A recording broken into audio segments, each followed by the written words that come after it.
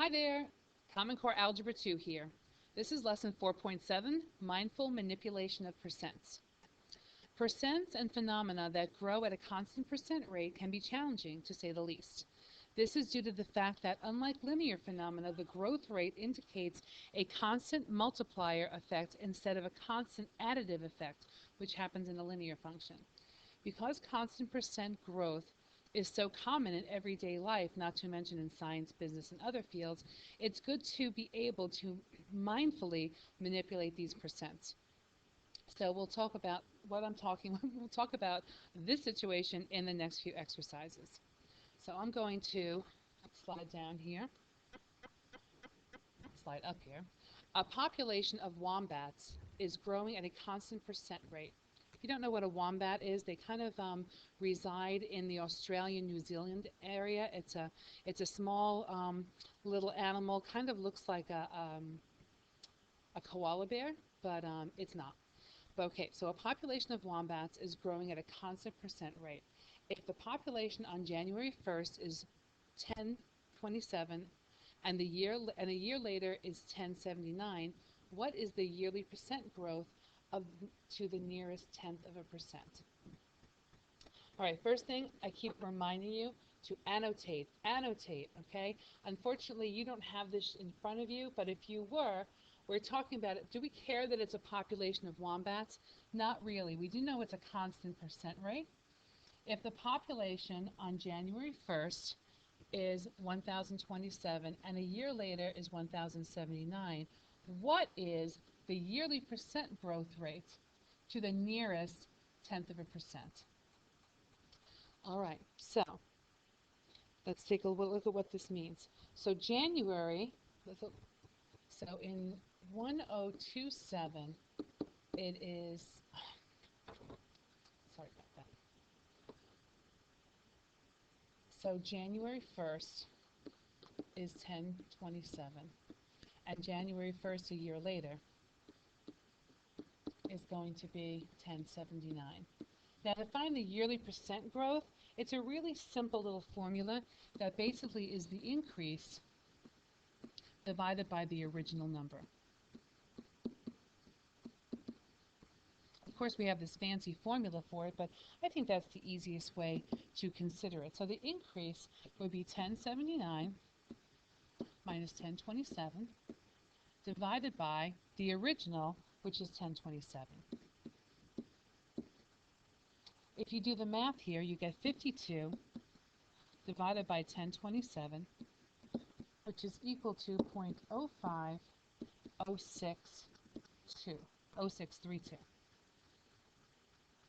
So it's asking for the yearly percent rate. Now remember, we're working mathematically, so we have it in a decimal form. If you want to consider putting this into percent form, we have to multiply this by 100, or just simply move that decimal point 2 places to the right, and it's 5.0632%. But it says here to the nearest tenth, so we're going to make sure that we cut it right here. We peek around here, and because that's a 6, we know the answer has to be 5.1%.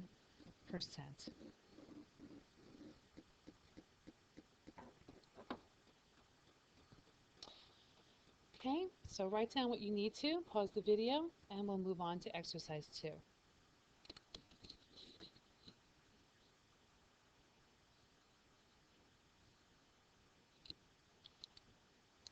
Okay, exercise 2. Now let's try to determine what the percent growth in wombat population will be over a decade of time. We will assume that the rounded percent increase found in exercise 1 continues for the next decade. All right, so what do they want us to find here? Let's try to determine, determine what the percent growth is, all right, over a decade of time. So after 10 years, what will we have multiplied the original population by? So multiplied by, all right, rounded to the nearest hundredth. Make sure you show your calculations. So here I'm going to remind you that our formula is our original, or initial. Sometimes I guess I prefer initial. That's what I've taught you before. So our initial times 1 plus or minus the rate raised to the time. So our initial is 1027. 1 plus, and what did we say the rate was? We just found it. It was, now here you go back to our numbers again. 0.051 raised to our time, which is 10 years. All right, so it's not asking us for the entire problem. It's really just asking us what the multiplier is. And this right here is our multiplier. So our multiplier is 1.051.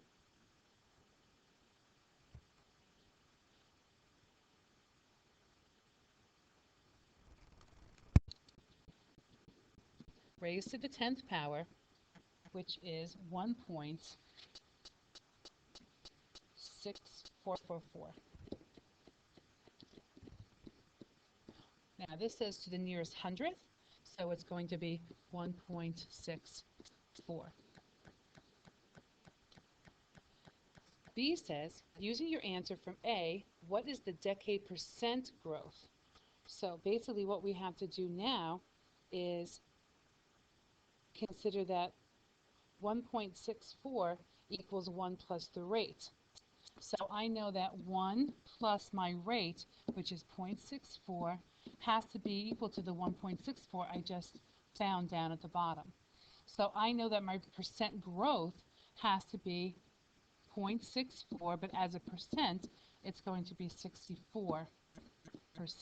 So be mindful of whether or not they're asking for the multiplier like in A, or if they're asking for the percent in B. All right, so write down what you need to, and I'll meet you at exercise 3.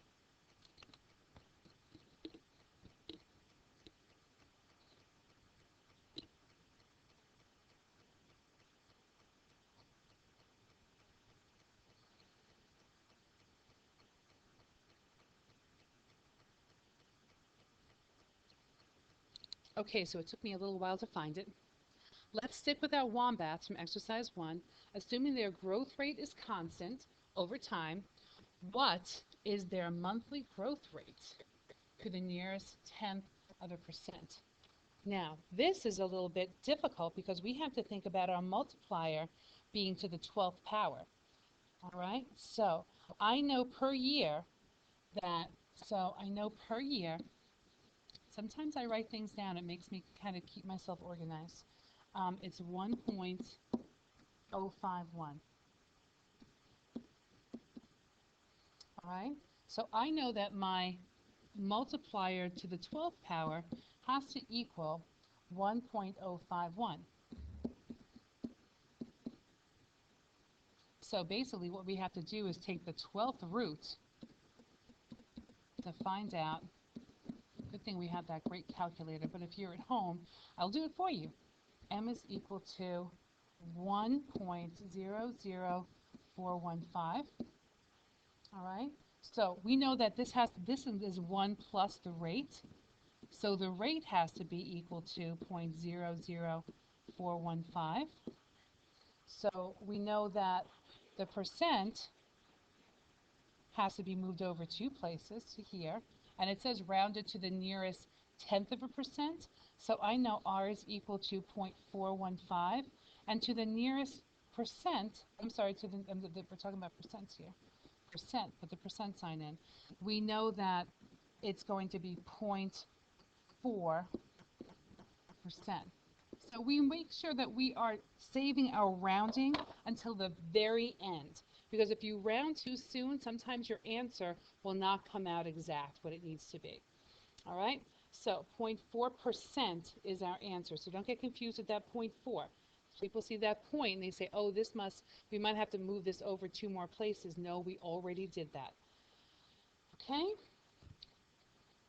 so pause the video, write things down, and I'll see you at exercise 4.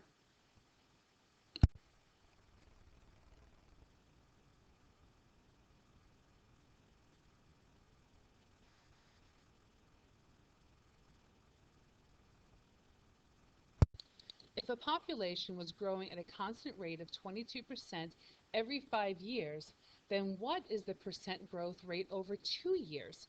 All right, round you to the nearest tenth. So let's do a little annotating here.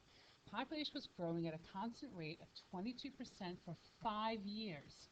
All right, then what is the percent growth rate over 2 years? So this is confusing a little bit because we don't know what it is for every year. So first, give the expression that will calculate the single year or yearly percent growth rate based on the fact that the population grew 22% in 5 years. So if we think about that rate, we know the rate, again, they give it to us in percent, 22%. So we know as a rate, it's going to be 0.22, moving that decimal point over 2 places from the left, or simply dividing it by 100. All right? So I know at this point that 1 plus, I know my rate is going to be 1 plus that 0.22. And I know it's going to be, this is every 5 years, so if I want to know the single rate, I have to multiply it by 1 over 5. I'm on the last problem where I'm thinking 12. 1 over 5. All right, so you do the math here, and you come out with 1.04, right? Now, again, we have to go back and read here. It says it wants to know the percent growth rate. So this is the multiplier, so my growth rate is 0.04, and if we want it as a percent, we're going to move that decimal point over two places, and we get 4%. So that's what our growth rate is yearly for every year.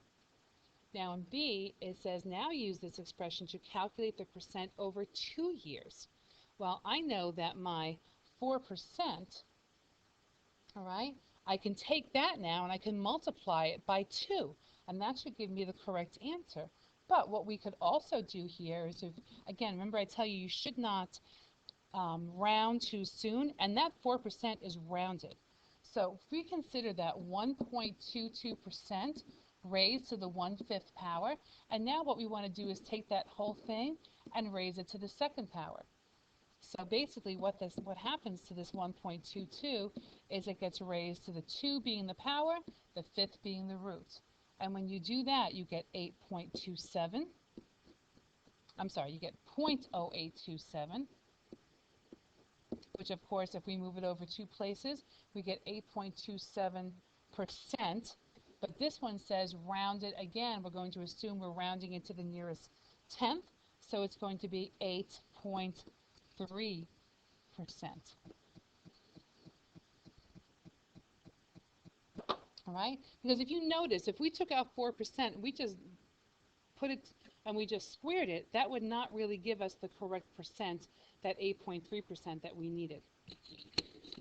So if we do it this way, we get a much more exact answer. Write things down, and we're moving on to 5.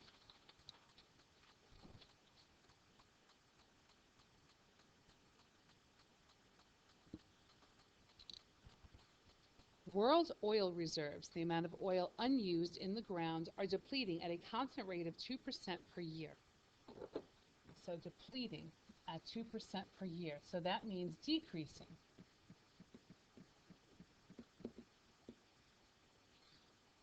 We would like to determine what the percent decline will be over the next 20 years based on this yearly 2% decline. So this is pretty straightforward because this is going to be 1 minus the rate raised to the time because we are decreasing. So we're going to have 1 minus, now be careful, our 2%. Our 2% is going to be 0.02 as a decimal. So it's minus 0.02. And it's telling us very simply that it wants to know what happens in 20 years. So we have 0.98 raised to the 20th power, which turns out to be 0.667607. Now it doesn't tell us to round this, so I'm not going to, and I'm going to leave it kind of a big number here. So B says use your answer to A to determine the percent decline after 20 years. Now, there's a little hint here, says be careful, round your answer to the nearest percent. So when you find this out, the 67% that we just found down here at the bottom represents the amount of oil that's remaining. So the decline of this, so if we consider this being 67%, because I don't, oh, this says nearest percent, I'm sorry. It says 67%. So if we take a look at that, means we consider the 100% minus the 67% means it has declined 33%. So they want you to be mindful of the way they word questions sometimes. So you have to make sure it is the 67%, and ask yourself if it makes sense. 67% is a big number. Is that how much is it's declining by, or is that what's left? And in this case, the answer is that's what's left. So the answer is 33%. Okay, one more to do, exercise 6, and then we're done for the day.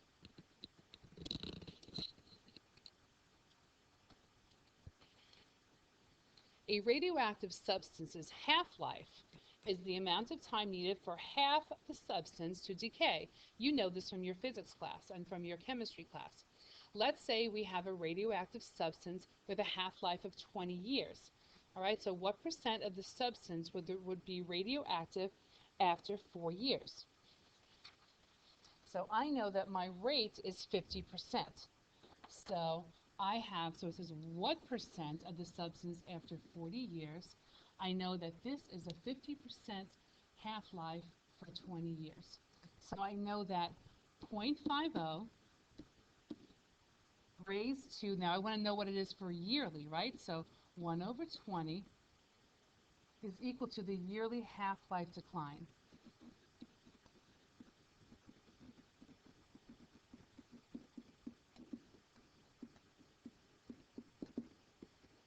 So if they're asking us for 40 years, that means now my power is going to become 40.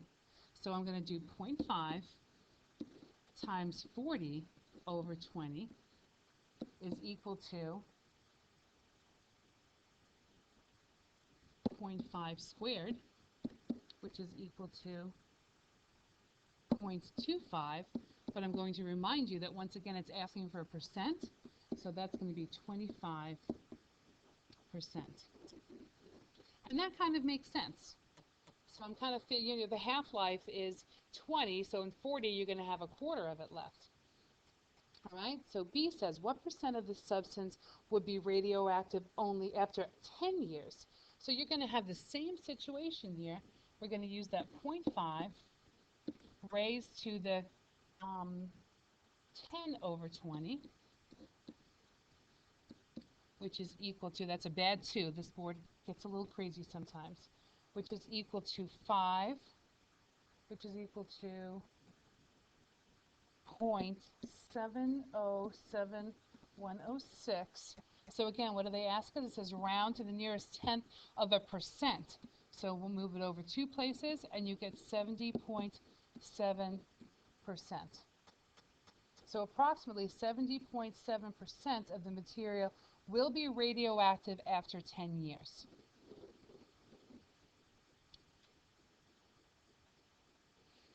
Moving on to C, what percent of the substance would be radioactive after only 5 years? So we're going to use that same 0.50 to the 1/10, and then I'm going to raise that whole thing to the, what did you say, 5 years? 5 years to the 5th power. So 5 years. Make sure you're rounding your answer to the nearest tenth of a percent. Important, important. So this is the same thing. I'm just rewriting this a little bit differently. So it's 50 raised to the 5 over 10, which turns out to be 0.84089. As a percent, I have to multiply it by 100, and it says to the nearest tenth of a percent, so it's 84.1%.